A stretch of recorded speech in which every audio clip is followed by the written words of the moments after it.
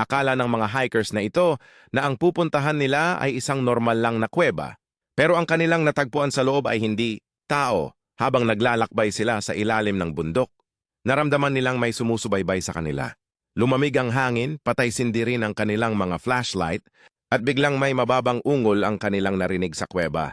Sa una inisip nilang hayop lang yon, hanggang sa nakita nila ang hugis nito. May mga matang nagliliwanag at ito'y nakatingin sa kanila nang hindi kumukurap. Bulong ng isa sa mga hiker, hindi iyon tao. Wala silang ideya na ang nakita nila ay ang binansagang jin, isang nilalang mula sa mga sinaunang alamat. Sinasabing gawa sa apoy na walang usok, may kakayahang magbago ng anyo, naninirahan sa mga kuweba at maaari kang eposes. Sila ay nagsisigawan na sa kuweba at hindi na nila alam kung ano ang kanilang gagawin. Nang makalabas na sila, ipinangako nilang kailanman ay hindi na sila babalik sa mismong kuwebang ito. Kaya ikaw babalik ka pa ba?